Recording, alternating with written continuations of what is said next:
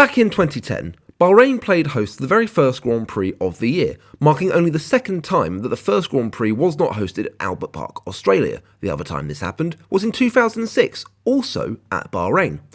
The race itself was quite a dull one, but it was successful enough that the FIA decided that for 2011, Bahrain would be the first Grand Prix of the season once again. However, that would never happen.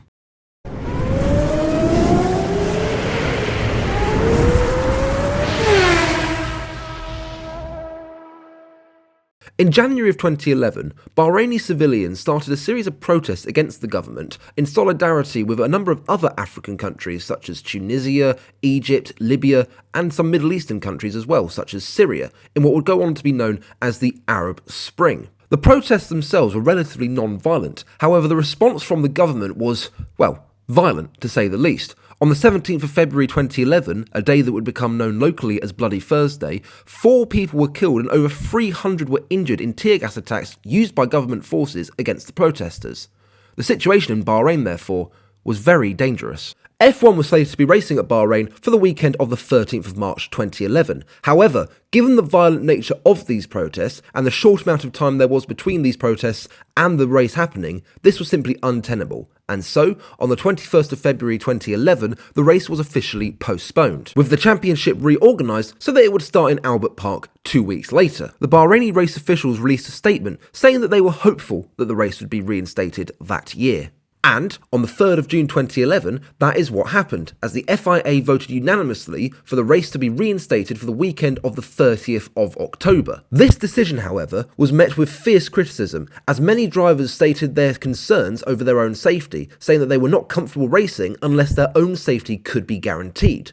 Red Bull's Mark Webber went even further, criticising the FIA for not taking a firmer stance against the appalling human rights situation in Bahrain, with human rights activists themselves criticising the FIA for making this decision. FIA President Jean Todt responded to these criticisms by promising that the sports governing body would monitor the situation in Bahrain carefully, leaving open the possibility that a cancellation could be made.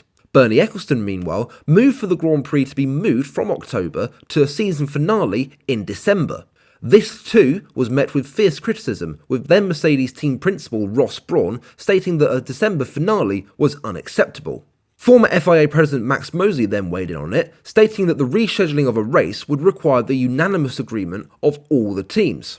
Bernie Ecclestone then admitted on the 8th of June that the FIA had overlooked Rule 66 of the Sporting Code, which stated that no amendments could be made to the arrangements for a championship after entries open without the agreement of all competitors. Ecclestone would later state that he felt the race would not go ahead. 1 week later, the Bahrain Grand Prix officials officially abandoned their bid to have the Grand Prix return to the calendar that year, and so the story of the 2011 Bahrain Grand Prix was concluded. Bahrain would return to the F1 calendar in 2012, however, this event was still marked by controversy, with many journalists and newspapers criticising the event, and The Independent going so far as to calling it one of the most controversial in the history of the sport, given the events of 2011 and the continued unrest in the country. There was also a very nasty incident with the Force India mechanics, who, whilst using an unmarked vehicle as an extra security measure in getting to the track on Friday, were stopped by an impromptu roadblock with a roadside bomb then going off next to them. Further reports of the incident indicated that the mechanics were briefly exposed to tear gas fired by security forces on the protesters. One of the team members involved flew out of the country the next day, and another followed several hours later. The mechanic, who was not named, chose to leave as he felt no longer comfortable in the country, and Force India driver Nico Hulkenberg was disturbed by the chain of events, quoted as saying that it was not right that team members should have to fear for their personal safety. Despite this, the Grand Prix went ahead and has featured on the calendar ever since, with the decision to turn it into a night race in 2014 being met extremely positively, and it also has delivered some of the best Grand Prix of the past decade, including that 2014 event and also the race in 2019. However, every time we return, there is always that lingering feeling of controversy, showing that the scars of 2011 and 2012 remain to this very day.